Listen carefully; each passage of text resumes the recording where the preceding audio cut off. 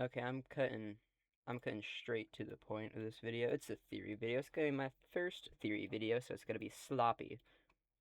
I don't know if I'm gonna make another theory video ever, but yeah, maybe, maybe. 1 second. There we go. And as the title and as the thumbnail of this video is gonna suggest, I think I have discovered whether or not Glitchtrap is a man or if he's a mimic. So let's dive right into it, and let's start with the basics of what we already know about Glitchtrap. We know Glitchtrap's this rabbit dude who originated from Help Wanted, the game, and we also know this game is canon to the FNAF lore as an in-game game, in-universe game. I've said that word enough times already, and I feel like I'm gonna sneeze because of it. Anyways, yeah, that's what we know. Now, we know he originates from this game in particular, too. This game in specific, I should say. I don't know if I used the right word there. This game is the game Glitchtrap came from, literally, in the universe. And we know that to cut costs, Fazbear Entertainment did scan some Mimic AI software into the game, and that is eventually what led to Glitchtrap's creation. Yes, I will say that. But we could go into a lot more detail about that and exactly how he ended up being created. And to start this off with, we gotta look at why Fazbear Entertainment even made this game. That was to dismiss the previous claims and rumors of the previous locations, thus being haunted animatronics, missing kids, blah blah blah, stuff that aren't actually rumors, but very bad for business. So they just sort of went ahead and say, hey, those are rumors. None of that happened. Your child's safe with us. They're not. Anyways, yeah, no, that's why they made the game, and they were lazy with it, and they scanned Mimic AI into it. Now, to begin with this theory, I have to propose idea. An idea, my bad. An idea. An idea that is certainly an idea. We know that in the files of Help Wanted, there is an unused Spring Bonnie model. And I propose this idea of, hey, what if the unused stuff and scrap stuff still left over in the game files we see is also canon to the in-game or in-universe version of this game? What if Fazbear Entertainment was planning to add a Fredbear's location to the game, and that's why the Spring Bonnie is there? And that would make perfect sense, too, as to why it's in our version of the game as well. Because that location was going to be there. But in the files, do we see anything referencing that? No, not really. So I suggest that. That's why I proposed that idea. Okay? And there could be even more in the in-universe game files that we don't know of that we could figure out. Okay, that was stupid. Not the theory video. I'm recording the background footage for the video as I'm recording the audio for the video. It's not the best strategy ever, but it's a strategy, okay? And I just got hit with the most BS thing. Anyway, back to the theory. I'm sorry about that interruption. Back to the theory. Where was I? Fredbear's. Yeah, Fredbear's. Okay. So, the scrapped content we have for the game is also scrapped content for the in-universe version of the game. Let's put that up there. I feel like that's a nice place to start. So now that we have this, we know where Glitchtrap got his appearance from. And since there was a Fredbear's planned originally for the game, most likely in universe, they're gonna have to mention what Springlock suits are. Or at least mention them. They might not explain it, but they might mention it. And this is where Glitchtrap got its appearance from. Because the Mimic AI is gonna be, scanning through everything in the game. It's gonna learn about Springlock suits existing. Is it gonna know what they are? Probably not. but it's going to know that there's a reference to a particular Spring Bonnie Springlock suit in specific because it was somebody in that suit responsible for the missing children's incident.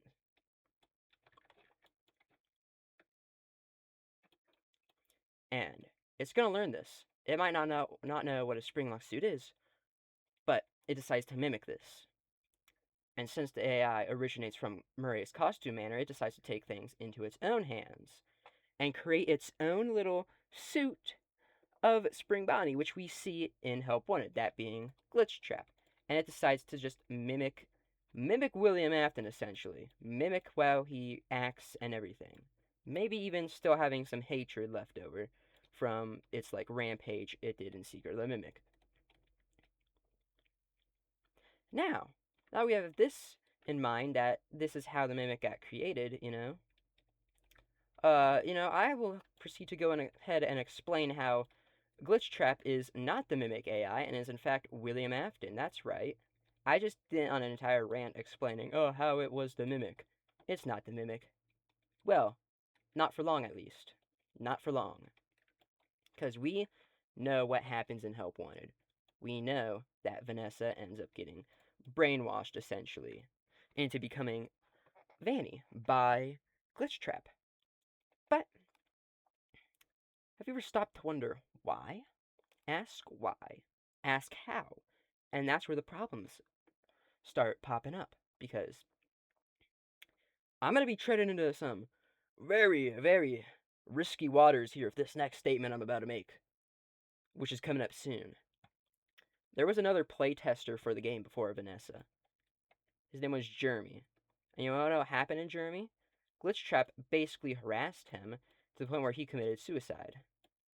Why would Glitchtrap go ahead and harass Jeremy to the point where he commits suicide, but then go ahead and turn around and brainwash Vanessa? When... hold on. Gotta bite my tongue here. Brainwash Vanessa to kill people in real life, to continue the legacy of William Afton in a way. Why would Glitchtrap do that? When, this is the risky part, biologically speaking, men are normally, the average guy is normally stronger than the average woman. Biologically speaking, physically stronger. So, why would the Mimic AI have the Jeremy kill himself, but then just keep Vanessa to do the job? Wouldn't you want somebody who's most likely going to be physically stronger to do the killing, or not? That's where the problem occurs. And to solve that problem, we gotta look into what happened to Jeremy exactly. We know that the Mimic AI hates. It hates, like that guy from I Have No Mouth and Must Scream. It hates people. So, it does what it does best, and it harasses this guy since it cannot physically harm anybody since it's just an AI now. AI in the code of a VR game, to be more specific. Harasses him, drives him to the point of suicide. Okay? But take a look at the way this guy killed himself, and it becomes a little more unusual, to say the least. This guy, Jeremy, killed himself with a guillotine paper cutter. And you might not know what that is, but I guarantee you know what it is. You just don't recognize it by name, and I can't blame you. I had to Google search that one. Yeah, no, guillotine paper cutter. To the face, even. That's how he killed himself. That's gotta hurt. That's gotta be very unpleasant. And now comes the question of why. I might not know the answer as to why he decided to kill himself this way, but he did, okay? He did. Maybe it was that bad and he just took the first way out he could find. I don't know the circumstances. Point being, he killed himself that way. Now, no. Let's take a look at Glitchtrap. Now, just a little further look at Glitchtrap. Glitchtrap knows how to hypnotize people after this point. Why wouldn't he do it before? And how would the Mimic know to hypnotize people? I'm pretty sure there's no hypnotists in Murray's Costume Man or anything, so I'm not too sure about this one. And this is where his death really comes into play. I believe that this Jeremy guy killing himself is far more important than it first seems. Because let's think about it. We know that in the FNAF lore, like a good 99% of the time, and I'm only saying this because I don't know if there's a death I missed that was different from what I'm about to say. Good 99% of the time, when somebody dies in the FNAF lore and they go on to possess something, that thing they possess is directly connected to them in some way, shape, or form. We see this with the missing children and how they possessed the suits that William stuffed their dead bodies into. We see this with William Afton himself. Died in the same suit he killed others with, and that killed him. We see this with Charlotte. Possessed the puppet which went there to protect her while she was dying. We see this with pretty much everybody who possesses something. Maybe there's somebody I don't know about. I don't care about them though, because they're probably going to be in the books, and those aren't canon to the game. So, and we know that this possessing works based off of remnant and or agony. We don't, a little bit of both. A little bit of both, okay? A little bit of both, maybe. In some cases, like William's case, he was probably fueled by more than just remnant. Probably got a bit of agony in there too. Now let's get to the point. Jeremy's death. It was painful. It probably produced a decent chunk of either remnant or agony, maybe a decent chunk of both. And this remnant or agony, maybe both, like I said, opened a gateway opportunity for William Afton. Because as of right now, he's still in his own personal hell that Cassidy has made for him. But now, he's got an opportunity to escape said personal hell. He's got a gateway that he can cross. He could get out of the hell, and he will possess Glitchtrap. And the reason behind this is quite simple. Not only did Jeremy's death produce enough remnant or agony for him to do so, but he has a direct connection to Glitchtrap, whether Glitchtrap knew it or not. And that's the thing. Because Glitchtrap at this point is mimicking William Afton. Down to what he was doing, basically, harming people, Spring Bonnie suit. He was mimicking William Afton. Whether the AI knew this or not, it was creating a direct connection between the two. And this direct connection must have been just enough to allow William Afton to come in and possess the Glitchtrap AI. And I know, that's a crazy thing to recommend. Or even suggest, I know. But hear me out. Hear me out on this, okay? Hear me out on this. That's probably what happened. That's my hear me out right there.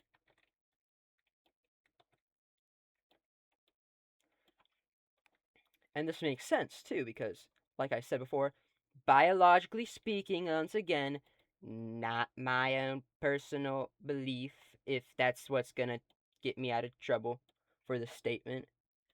Biologically speaking, men are usually more stronger than females. Men are usually stronger than women. Whatever way you want to put it, I don't care. So why would they kill Jeremy only to hypnotize Vanessa? And that's because the Mimic AI don't know how to do that crap. It was William that did that crap. And William most likely used some agony and or remnant to do so, since he's the guy who was, since he was the guy who was, doing literal experiments with agony. Well, not agony, but with remnant. My bad. Slip of the tongue. Remnant. So we've got a basic setup now. Actually, let's scratch that sentence. Also, I want to mention the Mimic AI probably wouldn't be wanting to get out. The Mimic AI would just be wanting to cause harm. Maybe it wants out, maybe it doesn't. William would. William would 100% want out, and that's another reason as to why he would hypnotize slash brainwash Vanessa into becoming Vanny.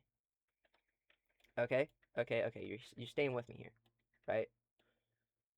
So let's start up this little thing that I got now. Glitchtrap started off as an AI implemented into the Help Wanted game. It learned about William Afton, not knowing who he was, and about Springlock suits and everything, and decided to mimic him and his appearance in the Spring Bonnie costume, Spring Bonnie suit. Drove Jeremy to insanity, where he killed himself, producing Agony and Remnant, thus allowing William Afton to possess Glitchtrap, and who then proceeds to go ahead and brainwash Vanny so that she could do his biddings in the real world, do what he says, you know? We got that. We got that. That's a basic thing of what I'm saying here. And that's basically the entire theory. But I have evidence to support this theory throughout Security Breach and Ruin. So let's dive into that evidence to further support my theory. What better way to do this than to start off with Burn Trap? Burn Trap is canon. I don't care what you say. I know his ending isn't canon, but he is canon. There's no way Gregory just made him up. So let's look at Burn Trap. In Burn Trap's boss fight, which once again isn't canon, but is technically, like, I think it's called soft canon or something, I don't know. Stuff in there is canon, but it's not canon himself, okay? Got it. It's not canon, but stuff in there is. We see that he is able to control the animatronics and monitors, and even tries to take control of Glamrock Freddy. Burn Trap very clearly is Glitchtrap, just he implemented himself into an animatronic body. That is the most obvious thing ever, considering the way he acts in the boss fight and does things. So now we know Burn Trap is Glitchtrap, and Glitchtrap is William Afton. So, yes, Burn Trap is not the Mimic. It is, in fact, William Afton. And I know that. Ooh, hang on, getting heated. Further proving this point, who else would this corpse belong to? It's literally in the FNAF 6 pizzeria location, a little underneath it, actually, like in the basement of that place. Who else would it be? I know it's not some random person from the book series that the Mimic, like, killed inside a costume. I know that. As a fact that it's not that. That is William right there. There's no arguing against it. That is William. Whether or not he's possessing it, it's still going to be William at the end of the day.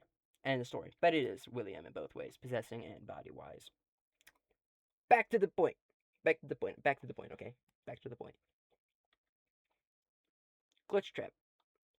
We know that in Security Breach, the canon ending to the game is the Princess Quest ending.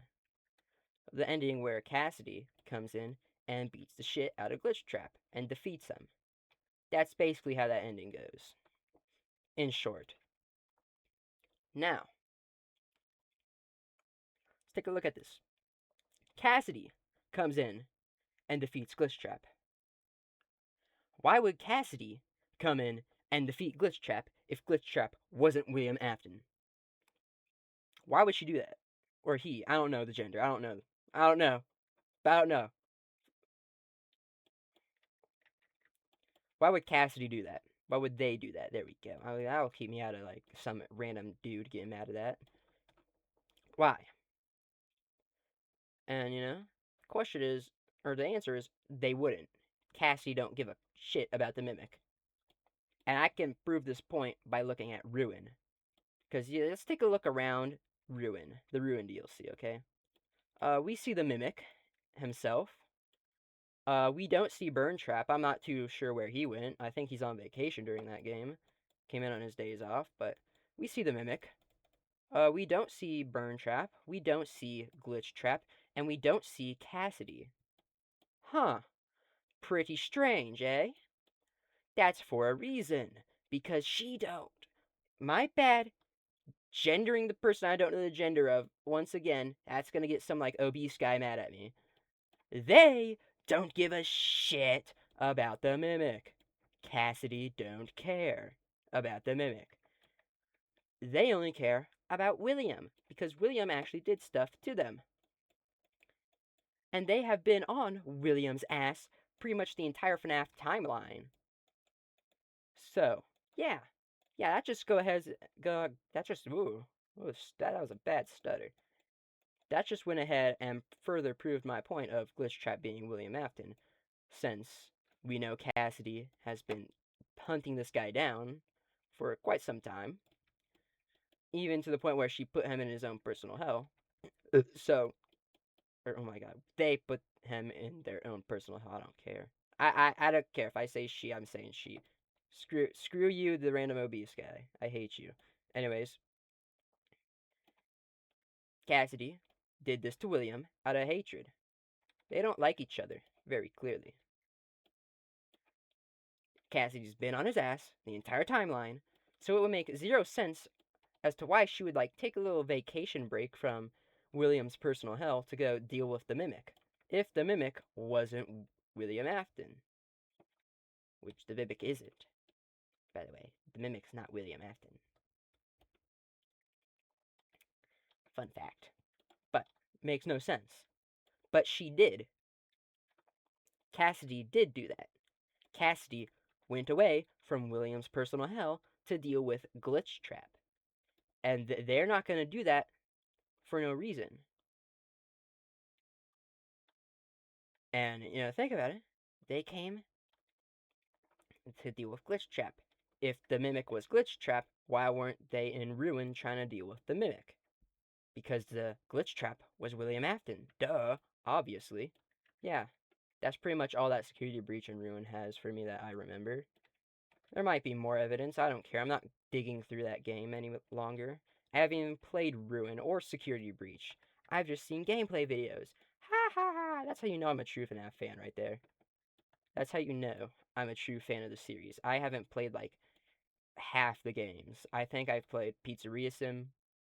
I know I 100% in Secret of the Mimic. And I played FNAF 1 on an unblocked game website for that my school doesn't know about. Oh, and FNAF World. I love FNAF World. So back to the point. Back to the point. End of theory. End of theory. Quick recap. Let's do a quick little recap, okay? Quick little recap. Fazbear Entertainment made the Help Wanted game. Scrapped some crap relating to spring lock suits and everything. Put the Mimic AI in there. Mimic AI learns about it. Becomes Glitchtrap. Mimics William Afton. Drives Jeremy to insanity to the point where he kills himself, producing Remnant and Agony, maybe both, which then presents William Afton an opportunity to possess Glitchtrap and escape Cassidy's personal hell, which he is gonna do. If I were him, I would want to be out of there. Anyways, back to the point. So he then possesses Glitchtrap, becomes Glitchtrap, brainwashes Vanny into doing what he wants in the real world, and into building him a body, aka Burn Trap, so he can get out into the real world. Cassidy finds out about this after realizing, hey, he's no longer in this hellhole I made for him. Proceeds to track this guy down, beat the shit out of him, defeat Glitchtrap, and I don't know where William went from there. He might still be lingering around the pizzeria as Burn Trap, for all I know. Burn Trap's long gone. So that happens, and then she screws off because she don't care about the Mimic, who actually does show up in Ruin, where Cassidy is nowhere to be seen. And just a further little side note, Burn Trap's endoskeleton is in no way similar to the Mimic's endoskeleton, so just little extra bonus fact. Ta-da! That's the theory video that I just came up with. Fun fact about this video is that, oh crap. Fun fact about this theory video. I thought about this in the middle of gym class at my school when my friend was gone that day, and I had nothing better to do than sit and ponder about stuff. Yeah, that's how this theory came to be. It's like a breakthrough in my mind at that moment. I remember just going like, "Oh my god." Yeah, yeah, yeah. That's the origins of this theory. And that's this theory, and that's the end of this video. It's been dragging on too long already, and my throat is getting sore.